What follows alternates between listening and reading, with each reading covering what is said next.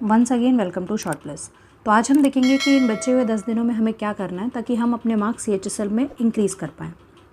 तो सबसे पहले तो हमारे पास 4 सब्जेक्ट हैं, जीके, इंग्लिश, रीजनिंग और मैथ्स। तो इन चारों सब्जेक्ट्स में से आपको डिसाइड कर लेना है कि आपको क्या मुश्किल लगता है। जैसे कुछ स्टूडेंट्स को जीके मुश्किल लगता है, कुछ स्टूडेंट्स की इंग्लिश वीक है और कुछ स्टूडेंट्स के लिए मैथ्स टफ है। तो आप अपने अकॉर्डिंग डिसाइड कर लीजिए, अपने मार्क्स देखिए कि किन सब्जेक्ट में आपके कंपैरेटिवली मार्क्स कम आते हैं, जीके में, इंग्लिश में या मैथ्स में। रीजनिंग तो वैसे सबकी ठीक ठाक होती है। उसके बाद जो बेसिक चीज़ आप सबको करनी है जिससे आपके मार्क्स इंक्रीज़ हों वो ये है कि सबसे पहले तो आपको 2 टेस्ट डेली लगाने हैं। तो मीन्स 2 टेस्ट आप लगाएंगे तो यानी 2 घंटे, और उनको एनालाइज भी करना है, यानी कि अप्रॉक्स 3 to 4 आवर्स इतने आपको टेस्ट में देने हैं। क्योंकि टेस्ट देने से आपका मोमेंटम बढ़ेगा और आपको एग्ज़ाम लाइक कंडीशंस में आपका ब्रेन कैसे काम करता है ये पता चलेगा, जिसको आप इन 10 दिनों में अपने अकॉर्डिंग चेंज कर सकते हैं कि आपको किस सब्जेक्ट में ज़्यादा टाइम लग रहा है, किस सब्जेक्ट में कम टाइम लग रहा है, किस टाइम मतलब टाइम मैनेजमेंट आपको कैसे करना है, वो पूरा आपको टेस्ट देके ही पता चलेगा। तो इन 10 दिनों में मोस्ट इम्पॉर्टेंट है कि आप 2 टेस्ट एटलीस्ट रेगुलरली लगाएं। दूसरी चीज़, CGL की शिफ्ट कंपाइलेशन, क्योंकि CGL में काफ़ी क्वेश्चंस ऐसे देखे गए थे जो नए टाइप के थे या नए पैटर्न पे बेस्ड थे। तो आपको ये कंपाइलेशन पढ़ना पड़ेगा। मतलब आपको इसके लिए अप्रॉक्स 3 आवर्स निकालने हैं, जिसमें आप चारों सब्जेक्ट को अच्छे से करो कि किस टॉपिक में से ज़्यादा क्वेश्चन आ रहे हैं या किस टॉपिक से किस टाइप के क्वेश्चन आ रहे हैं। क्योंकि जीके में मोस्टली आपको क्वेश्चन दिखेंगे स्टेटमेंट बेस्ड, इंग्लिश में आपको कंप्रहेंशन, वॉइस और नरेशन के क्वेश्चन दिखेंगे, रीजनिंग में काफ़ी डिफरेंट टाइप्स के क्वेश्चन दिखेंगे और मैथ्स में भी काफ़ी डिफरेंट टाइप के क्वेश्चंस हैं, पर ये दोनों कंपैरेटिवली इजी हैं इन कंपैरिजन टू दीज 2।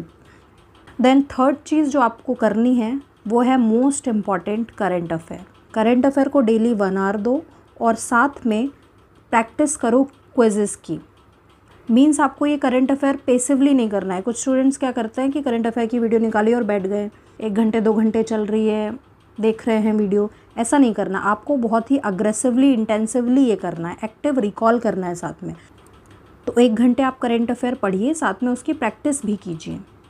और करंट अफेयर के लिए एक बहुत अच्छा सोर्स है, एक चैनल है इंडोलॉगस करके, आप उसकी लास्ट 6 मंथ्स की वीडियोज़ देख सकते हैं जिसमें उन्होंने पूरा करंट अफेयर अच्छे से करवाया हुआ है।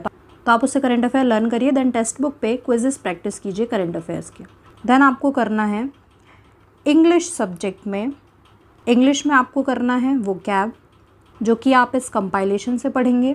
साथ में ईडियम्स जो ब्लैक बुक में हैं, और 120 rules of grammar. So 120 rules of grammar के लिए आप प्रेफर कर सकते हैं 120 rules of grammar bye Nimisha Bansal. YouTube पे एक वीडियो डली, अप्रॉक्स शायद 11 आवर्स की है, तो उसको आप पूरी कंप्लीट कीजिए। और उसको भी आपको पैसिवली नहीं, एक्टिव रिकॉल के साथ साथ में करना है ताकि जल्दी आप ख़त्म कर पाएँ। तो ये सब करने के लिए इंग्लिश के लिए आपको अप्रॉक्स 2 आवर निकालना है। देन आता है मैथ्स के लिए आपको डेली एक सेक्शनल देना है, प्लस साथ में जो आपने फॉर्मूले बनाए हैं उन्हें रिवाइज़ करना है। फॉर्मूले का रिविज़न बहुत ज़रूरी है। तो डेली एक सेक्शनल दीजिए, उसमें जो आपसे क्वेश्चन नहीं बने उन्हें करिए और अपने फॉर्मूले को रिवाइज़ करिए। इसके लिए आप निकालिए डेली अप्रॉक्स 1 आवर। देन हमारा जीके हो गया, इंग्लिश हो गया, मैथ्स हो गया। नाउ आपको रीजनिंग के लिए आपको क्या करना है, वैसे तो एक सेक्शनल भी सफिशिएंट है, बाकी आप चाहें तो एक मास्टर स्ट्रोक करके सीरीज़ है यूट्यूब पे, आप वो कर सकते हैं डेली। उसमें शायद 20 to 21 टॉपिक्स हैं, तो आप वो करिए डेली। रीजनिंग के लिए भी आप अप्रॉक्स 1 से 2 घंटे निकालिए।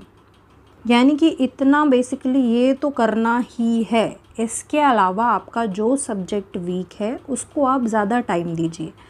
तो ये सब करने के लिए आपको कितने घंटे निकालने हैं दिन में? Approx 3 hour, 1 hour, 2 hours, 1 hour और 1 to 2 आवर।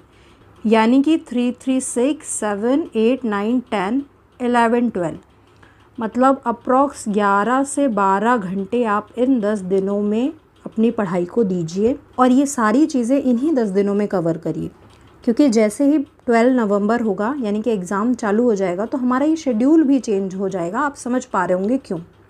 क्योंकि CHSL CGL से कंपैरेटिवली ईजी होता है और इस बार तो पेपर का पैटर्न और नॉर्मलाइजेशन फॉर्मूला दोनों चेंज है, तो इस बार पूरे चांसेस है कि कट ऑफ प्रीवियस ईयर से कम जाएगी।